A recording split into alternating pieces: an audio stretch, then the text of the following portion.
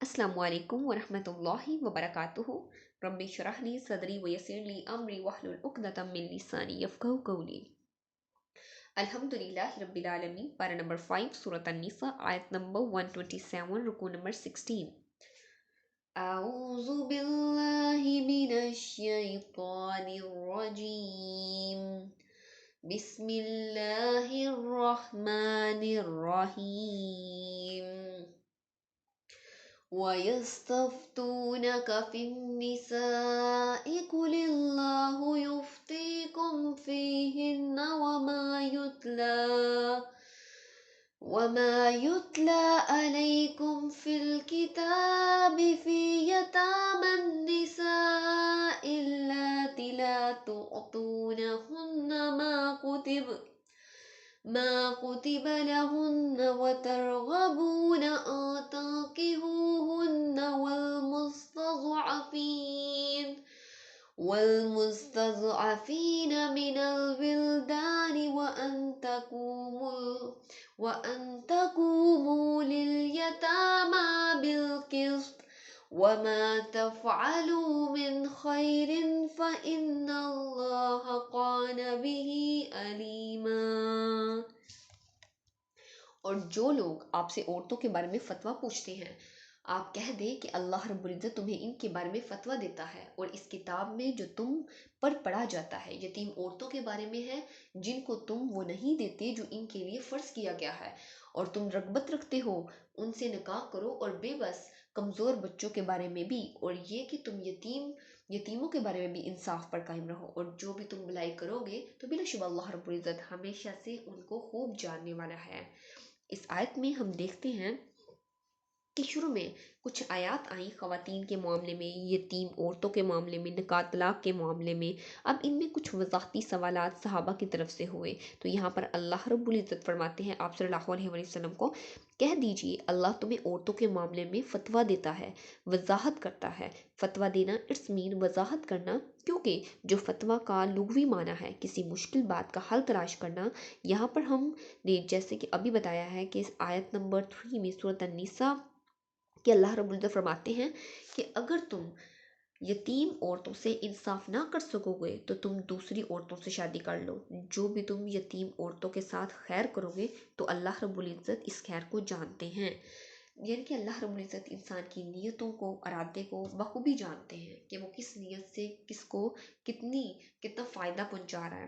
اب دیکھیے فائدہ بھی ڈیفرنٹ طرح کا ہوتا ہے، کوئی مالی فائدہ، کوئی جسمانی فائدہ، اور کوئی اسی طرح کسی کے ساتھ حسن اخلاقی فائدہ ہم کہہ سکتے ہیں۔ اسلام سے پہلے عورتوں کو معاشرے میں ایک کمتر مخلوق سمجھا جاتا تھا، اور ان کے معاشرتی اور معاشی حقوق نہ ہونے کے برابر تھے۔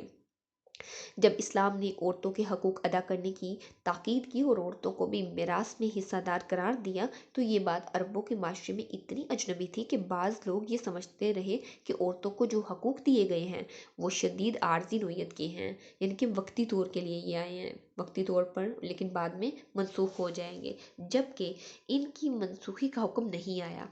ایسے میں بعض حضرات آپ صلی اللہ علیہ وسلم سے پوچھا، اس پر یہ آیت نازل ہوئی جن میں یہ واضح کر دیا گیا کہ یہ احکام عارضی نہیں بلکہ ہمیشہ ہمیشہ کے لیے ہیں۔ اللہ رب العزت نے ان کا حکم دیا، اور قرآن کریم کی جو آیات پہلے نازل ہوئی ہیں ان میں بہت سے احکام آ چکے ہیں، ان کے ساتھ مرد اور عورت کے باہمی تعلقات کے بارے میں کچھ مزید احکام بھی بیان فرمائے ہیں۔ یہ آیت کی طرف اشارہ ہے جو کہ سورۃ النساء آیت نمبر 3 میں ہے۔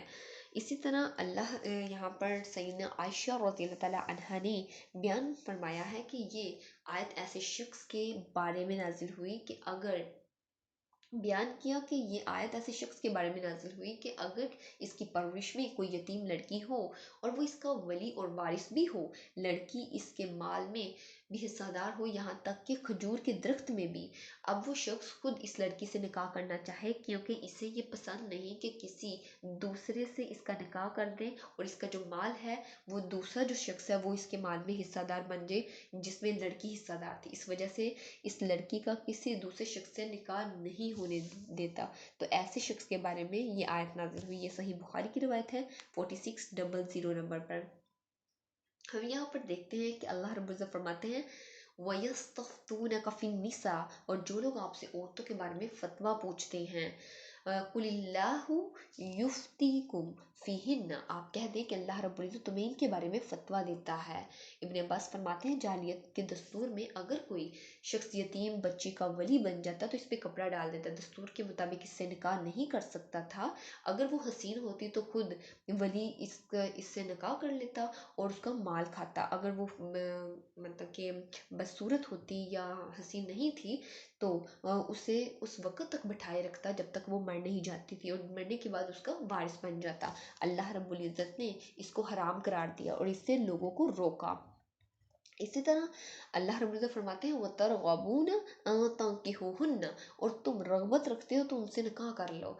देखिए यहाँ पर अल्लाह रब्बुल इज़्ज़त उन यतीम बच्चियों जो कि वली की ज़ेर निगरानी में थी, और अल्लाह रब्बुल इज़्ज़त फरमाते हैं अगर तुम इनसे रगबत रखते हो तो इनसे निकाह कर लो, लेकिन इंसाफ के साथ इनसे निकाह करो, इंसाफ का मामला इनके साथ करते रहना। वल मुस्तज़अफ़ीन मिनल विल्दान, और बेबस कमज़ोर बच्चों के बारे में भी देखिए। जब बच्चे छोटे होते हैं अक्सर कंट्रीज़ में, अगर हम आजकल के दौर की बात करें तो कचरे के ढेर में बच्चों को फेंका जाता है और अक्सर लोग बच्चों को मार देते हैं। इसी तरह जो यतीम बच्चे होते हैं अगर उनकी हम बात करें तो उनकी जायदाद में कोई हिस्सा नहीं दिया जाता कि अब कौन इनका पूछने वाला है, तो हम हड़प कर लेते हैं। तो यहाँ पर अल्लाह रब्बुल इज़्ज़त इन्हीं के बारे में बता रहे हैं कि यतीम लड़कियों, यतीम कमज़ोर बच्चों, औरतों के बारे में अल्लाह रब्बुल इज़्ज़त से डरो, बिलकिस्ती इंसाफ, यानी कि इंसाफ पर कायम रहो। अल्लाह रब्बुल इज़्ज़त से इनके मामले में डरो। वमा तफ़अलून मिन खैरिन फ़इन्नल्लाह काना बिही अलीमा, और जो भी तुम भलाई करोगे तो बिलाशुबा अल्लाह रब्बुल इज़्ज़त इस भलाई को खूब जानने वाला है कि तुम किस नीयत के साथ, किस इरादे के साथ इनके साथ अच्छा सलूक कर रहे हो या भलाई कर रहे हो। अगर हम देखें नबी सल्लल्लाहु अलैहि वसल्लम की लाइफ में देखें कि उनका अपने नवासों नवासियों के साथ किस तरीके से बिहेवियर था। तो जब नबी सल्लल्लाहु अलैहि वसल्लम इमामत करवाने जा रहे थे और हज़रत हसन जो थे वो नबी सल्लल्लाहु अलैहि वसल्लम के पीठ पर आकर बैठ गए, तो नबी सल्लल्लाहु अलैहि वसल्लम उस वक़्त तक नहीं उठे थे जब तक वो खुद नीचे उतर नहीं गए। और इसी तरह हज़रत उम्मे अमामा जो आप सल्लल्लाहु अलैहि वसल्लम की नवासी थी और हज़रत ज़ैनब की बेटी थी, एक दफ़ा आप सल्लल्लाहु अलैहि वसल्लम निकले घर से तो वो रो रही थी और आप सल्लल्लाहु अलैहि वसल्लम ने उसे उठाकर अपने, क्योंकि वो नमाज़ पढ़ाने जा रहे थे तो अपने कंधे पे बैठा लिया और फिर नबी सल्लल्लाहु अलैहि वसल्लम ने उनको अपने कंधे पे बिठा के नमाज़ पढ़ाई।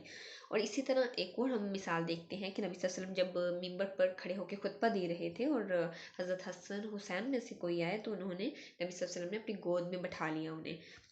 तो देखिए नबी सल्लल्लाहु अलैहि वसल्लम का बच्चों से किस तरीके से बिहेवियर था। नबी सल्लल्लाहु अलैहि वसल्लम फरमाते हैं मन ला यरहम ला युरहम, जिसने बच्चों पर रहम नहीं किया वो हम में से नहीं। अल्लाह रब्बुल इज़्ज़त से दुआ है कि अल्लाह रब्बुल इज़्ज़त हमें दीन की सच्ची समझ नसीब फरमाए, खुद भी अमल करने, दूसरों तक दीन का पैगाम पहुंचाने की तौफीक अता फरमाए।